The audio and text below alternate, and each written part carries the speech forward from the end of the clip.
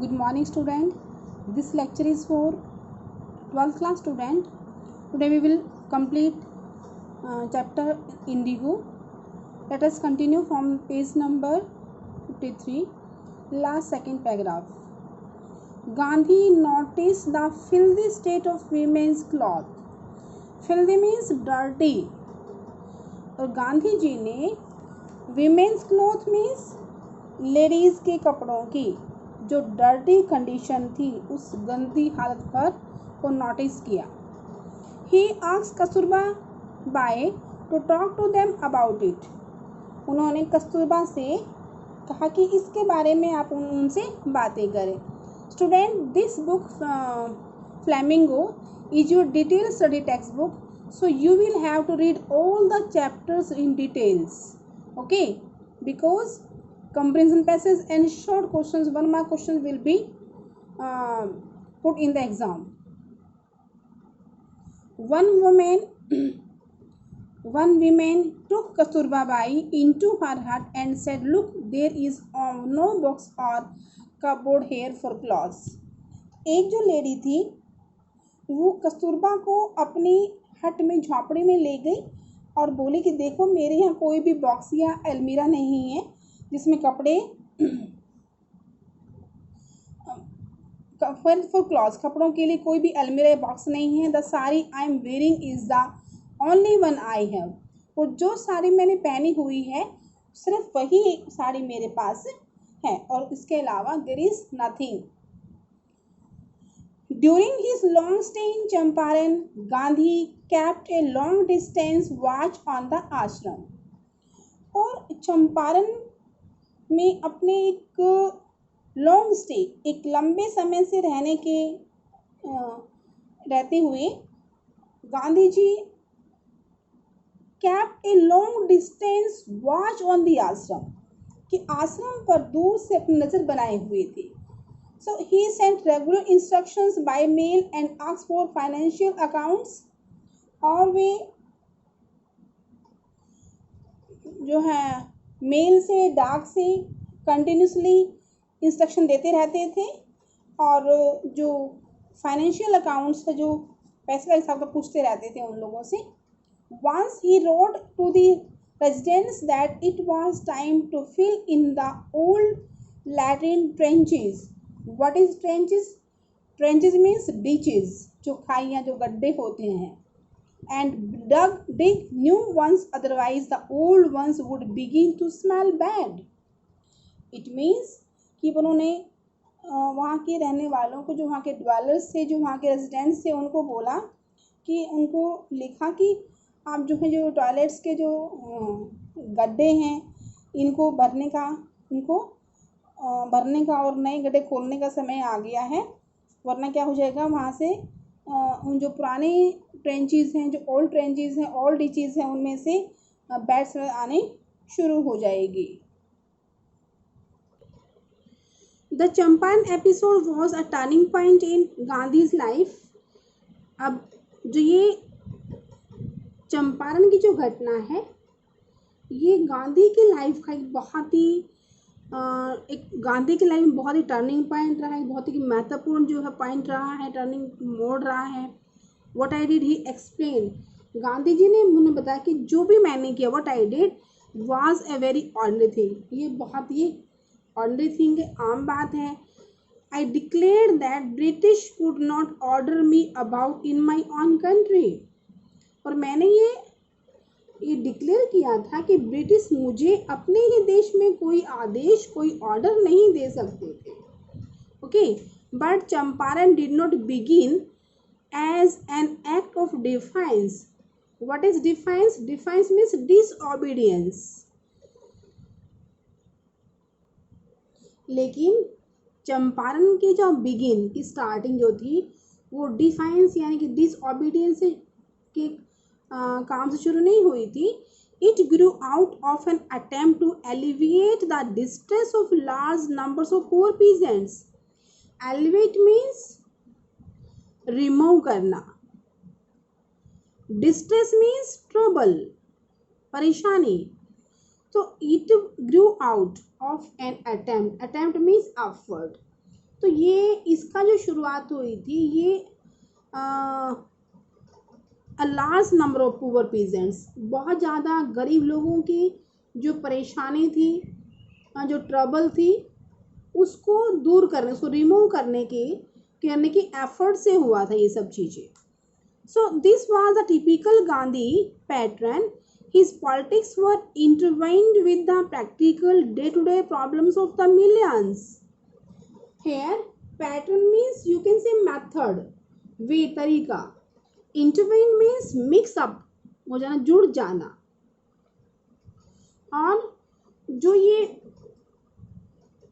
This typical Gandhi pattern, ये गांधीवादी का बहुत ही टिपिकल एक बहुत ही स्पेशल मेथड था कि जो उनकी पॉलिटिक्स थी, उनकी politics were intervene with practical, जो एक व्यवहारिक जो होता है उससे इंटरवीन मीन्स उससे लिंक थी, उससे जुड़ी हुई थी, उससे अपनी पॉलिटिकल व्यवहारिकता से जुड़े हुए थे.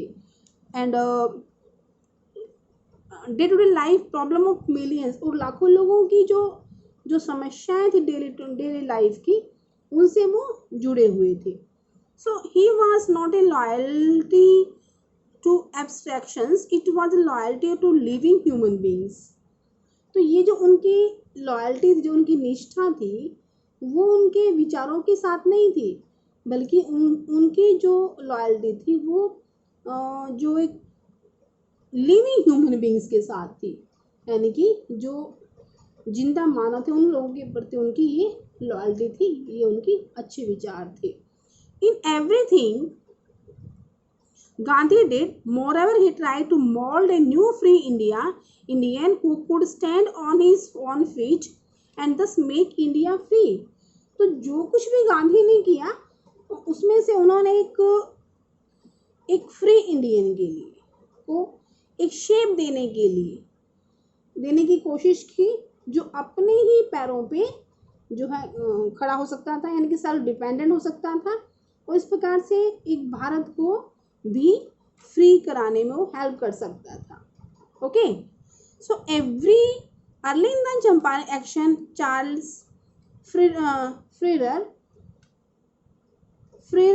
Andrews, the English pacifist who had become a devotee follower of Mahatma, came to bid Gandhi farewell before going to a tour to duty to the Fiji Islands. ये पैसिफिस्ट क्या था? Pacifist means one who is against war, ऐसा इंसान जो लड़ाई के बिल्कुल खिलाफ होता है. तो इस चंपारण एक्शन, चंपारण के इस मोमेंट के स्टार्टिंग में जो चार्ल्स फ्रीर एंड्रयूज थे, जो एक अंग्रेज थे, पैसिफिस्ट, शांति प्रिय थे, जो महात्मा जी के, गांधी जी के फॉलोवर बन गए थे, और उन्होंने फिजी आइलैंड, फिजी द्वीप पर जो है अपनी ड्यूटी की जर्नी पर जाने से पहले गांधी को फेवल कहने के लिए वो यहाँ पे आए थे. Gandhi's lawyer friend thought it would be a good idea for Andrews to stay in Champaran and help them. तो गांधी के जो लॉयर्स, जो वकील फ्रेंड थे, वो सोचते एंड्रूज का चंपारण में रह करके उनकी हेल्प करने का विचार काफ़ी अच्छा था. Andrews was willing if Gandhi agreed, और यदि गांधी जी एग्री होते तो एंड्रूज तैयार था. But Gandhi was vehemently opposed. Vehemently means very strongly, लेकिन गांधी जी ने उनका बिल्कुल एकदम से सख्ती से विरोध किया, अपोज किया, इसके विपरीत हो गए. He said, you think that in this unequal fight it would be helpful if we have an Englishman on our side. तो उन्होंने कहा कि आप सोचते हैं कि इस अनइक्वल फाइट में हमारी तरफ एक अंग्रेज का होना हेल्पफुल होगा. It shows the weakness of your heart, ये आपके दिल की कमजोरी को शो करेगा. And the cause is just and you must rely upon yourselves to win the battle. और ये जो हमारा एम है, ये क्या है? जस्ट ये बिल्कुल न्यायिक है, और इस लड़ाई को जीतने हुए आपको अपने आप पर ही क्या करना होगा, अपने आप पर विश्वास करना होगा। You should not seek a prop in Mr. Andrews because he happens to be an Englishman. कि आपको मिस्टर एंड्रूज के रूप में किसी का शेल्टर नहीं लेना चाहिए क्योंकि वो एक इंग्लिश मैन है। Okay, so he had read our minds correctly. Rajendra Prasad comments, Prasad comment करते हैं कि उन्होंने हमारे मन को अच्छे से रीड कर लिया था। And we had no reply, और हमारे पास कोई इसका रिप्लाई ही नहीं था। Gandhi in this way taught us a lesson in self reliance. इस तरीके से गांधी जी ने हमें एक सेल्फ रिलायंस, एक आत्मनिर्भरता, सेल्फ डिपेंडेंट का लेसन हमें टीच किया। So self reliance, Indian independence and help the sharecroppers were all bound together.